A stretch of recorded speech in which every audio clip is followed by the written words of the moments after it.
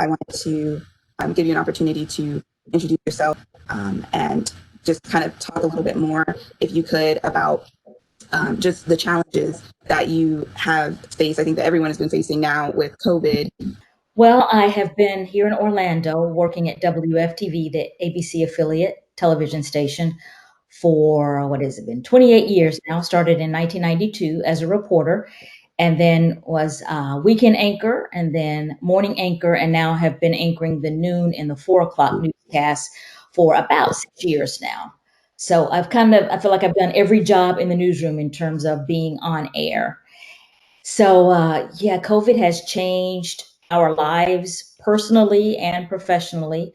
Professionally, I think one of the most interesting things is that I was working from home for about a month, which, if you told me a year ago that I would actually be able to anchor the newscast from home, I would say that is absolutely crazy. But the technical crew came in and set up a studio here in a room here in my house, and so thanks to technology, I was able to still anchor from home. So I have been back in the building now since probably, I'd say maybe early May, maybe. And that's been an experience in and of itself because they try to keep us away from each other until we actually are on the set. And on the set, we're 6 feet apart. Whereas all these years before, they wanted us close together, like people need to see you together as a team. And now they're like, we need you as far apart from each other as possible. So, it's all been a challenge. Right. Yes. And I can imagine that because I've seen a lot of different broadcast TV anchors, and you see them sitting 6 feet apart. It's just so odd because when I was growing up, it's like they'd always just be right there next to each other, face to face, and having that in-depth conversation. I wanted to ask, who would you say was like your biggest supporter when you first learned that you had uh, stage 2 breast cancer? Um, I think I was like everybody else, shocked and having these feelings of, okay, is this going to be it? Am I going to die from this? Or if I survive, what kind of treatment I'm going to have? And so my biggest support were my parents. They lived out of town at the time, but the moment they got that phone call, they packed up and moved here to Orlando, and they live in Alabama. But, they pretty much gave up a year of their life to be here with me to help me. And, my parents were doing everything for me. And so I thought about what happens to those people who don't have family, or they don't have family who can come and take care of them, because people still have their jobs and their lives. And so maybe they need help with paying a utility bill or paying rent. We had a client who was living in her car because she had such financial troubles that she lost her home. So we were able to move her into a hotel. So that's why I say the organization is so organic, because it just came out of just trying to do something for people who needed a little extra help.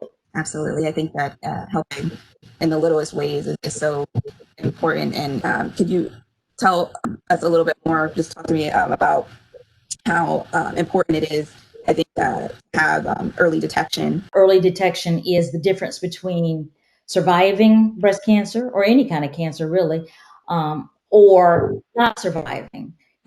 Early detection can determine your outcome, but also determines your level of treatment and how much treatment you have, what kind of treatment that you will have.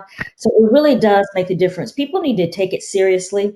And if you think something is wrong, don't put it off. Go to the doctor. Yes, I think that is great advice. And in your battle with breast cancer, what would you say was like your breakthrough moment, or between when you're between life and death, when you were kind of at that point where you were just like deciding that there's more to this, there's more than just cancer? I think I had two moments. The first day I saw my oncologist, and I just met him, and he said, "Well, I've looked through your chart," and he said, "I don't see anything here that tells me you can't be cured."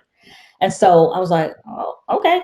So everything that I went throughout that journey, I kept thinking about what he said. So no matter what happened along the way, and there were a lot of setbacks along the way, I still kept that in mind.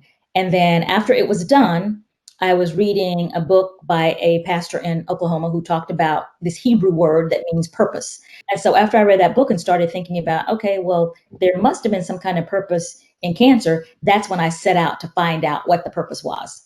And so that's how I look at Compassionate Hands and Hearts, that I can tell these people that I talk to, I know what you're going through, and they know that my credentials back me up. Now, when I tell people, because men, point that out, men and women both can get breast cancer, men at an extremely lower rate, but it's still possible for them to get cancer. And so when I talk to the women and the few men that we've met who've gone through breast cancer, and when I say I know what you're going through, they look at me and they're like, yeah, you really do. So I think those were the two breakthrough moments for me. Yeah, I think that is a really amazing feeling when you know that you have that interpersonal connection. It's so, remarkable. And I think that pretty much sums up the majority of the questions that I had for you. I think the last thing is just that anyone who wants to donate or get involved in the fundraisers that you were talking about can do so through the Compassionate Hands and Hearts website. Is that correct? Right, there's Compassionate Outreach. We have a website, also on Facebook and Twitter, Instagram, so it's easy to find us. Sure, I check that out as well. And your time today. And thank All you. right, you have a great day.